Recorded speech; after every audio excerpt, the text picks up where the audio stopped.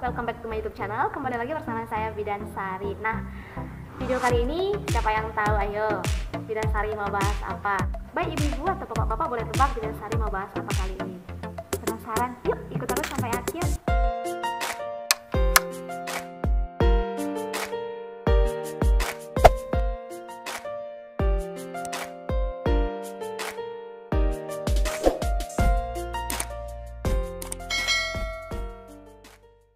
Halo semuanya, apa kabar? Semoga sehat-sehat ya di pandemi yang sangat mengganggu aktivitas kita keseharian ini. Nah, di video kali ini Bidan Sari mau bahas tentang cara meningkatkan kesuburan pada pria. Nah, Bidan Sari kok bahas itu? Nah, kemarin bapak-bapaknya marah. Nah, kok wanita aja yang dikasih tahu, prianya enggak? Nah, akhirnya supaya adil nih, Bidan Sari akan bahas juga untuk pria. Nah, ibu-ibu semua juga bisa perhatikan agar ibu-ibu nanti bisa kasih tips untuk bapak-bapak meningkatkan kesuburannya. Siapa tahu semakin kuat. Oke, kita langsung aja.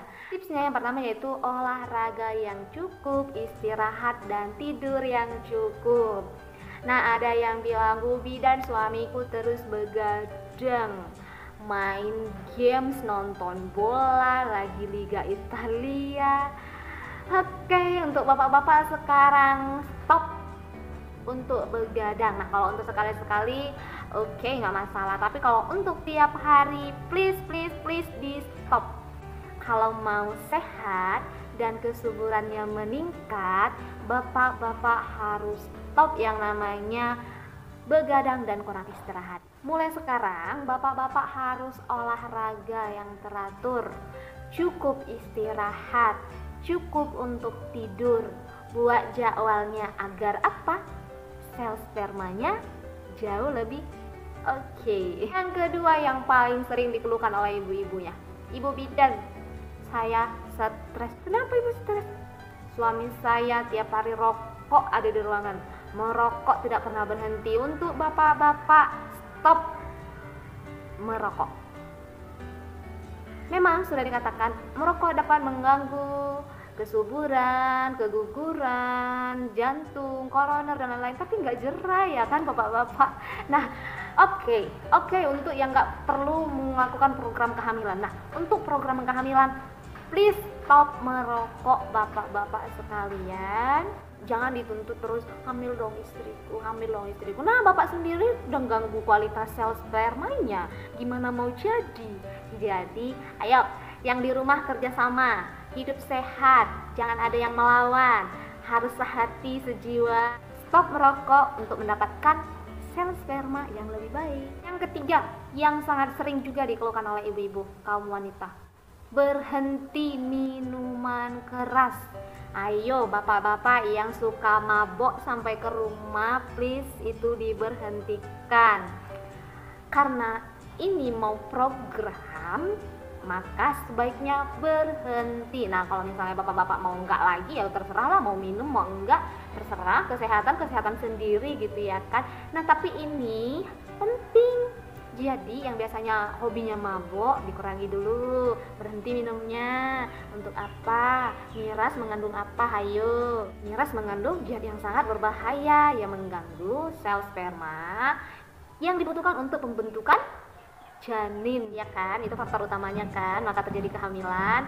Oleh karena itu, ayo kita semangat sama-sama berhenti, hindari itu namanya minuman keras. Nah, apalagi kalau bapak itu sempat menggunakan drug atau obat-obatan terlarang, oke, itu singkirkan semuanya, jauhkan dari diri Anda, itu tidak baik, itu tidak sehat. Keempat, yang khusus untuk bapak-bapak yang menggunakan obat jangka panjang. Nah, ini konsultasikan lagi ke dokter ya.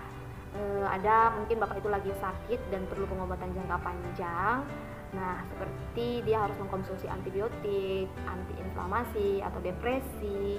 Nah, ini konsultasikan lagi ke dokter karena obat-obat yang digunakan ini juga menurut penelitian dapat mengganggu kualitas sel spermanya. Kelima adalah vitamin D. Nah, ini boleh bapak-bapak konsumsi, biasanya boleh bapak peroleh dari susu, matahari, sinar matahari, atau dari makanan yang berkalsium atau vitamin D. Nah, adalah salah satu komponen yang terpenting untuk pembentukan sel sperma yang baik. Jadi vitamin ini harus terpenuhi untuk tubuh bapak-bapak. Nah, ibu-ibu boleh lengkapi, bapak itu perlu vitamin D, oke?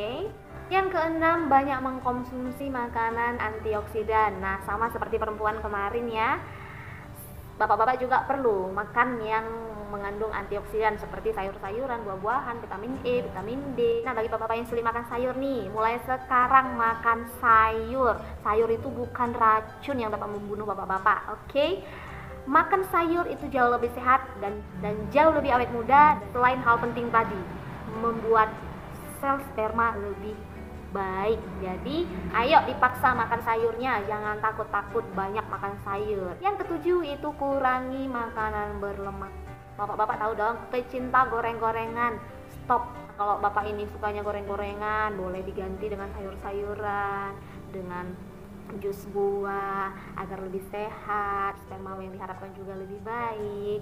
Jadi stop goreng-gorengan untuk sementara ini, boleh, tapi mungkin jangan sering-sering, sekali-sekali aja. Kalau sudah pengen banget yang nggak tertahankan bolehlah ya, tapi perlu bapak-bapak ingat, ini mengganggu kesuburan para pria. Yang kedelapan ini faktor yang dikatakan sulit-sulit mudah ya.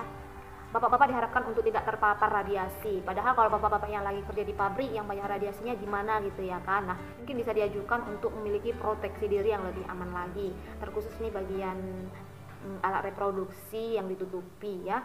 Nah, memang gimana, namanya juga kerja terpapar radiasi. Nah, yang bisa bapak-bapak lakukan yaitu melakukan perlindungan diri yang baik agar tidak terpancar langsung ke tubuh sehingga mengganggu kesuburan bapak-bapak semuanya. Kalaupun mungkin tidak disediakan, usaha dulu sendiri untuk perlindungan diri agar tidak langsung terpapar dari radiasi-radiasi di tempat kerja. Yang kesembilan, menghindari makanan yang banyak mengandung estrogen seperti misalnya susu kedelai, tahu, tempe.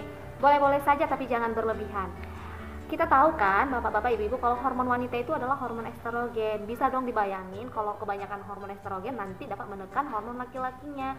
Nah, kita sementara tahu nih kalau hormon lelaki itu sekarang lagi dibutuhkan untuk pembentukan sperma yang baik.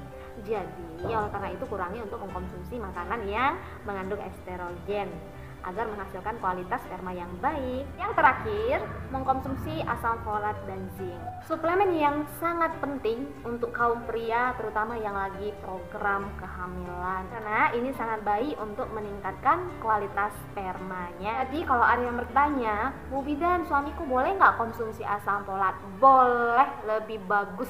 Itu adalah vitamin suplemen yang baik untuk pria. Jika ada pertanyaan dan mungkin kurang mengerti, boleh dipertanyakan di kolom komentar. Jika suka, jika bermanfaat, silahkan tekan tombol subscribe dan like-nya, juga komen, juga share ke teman-teman yang membutuhkan agar mereka juga tahu bahwa manfaat untuk meningkatkan kesuburan ini juga penting. Oke, thank you for watching, bye-bye.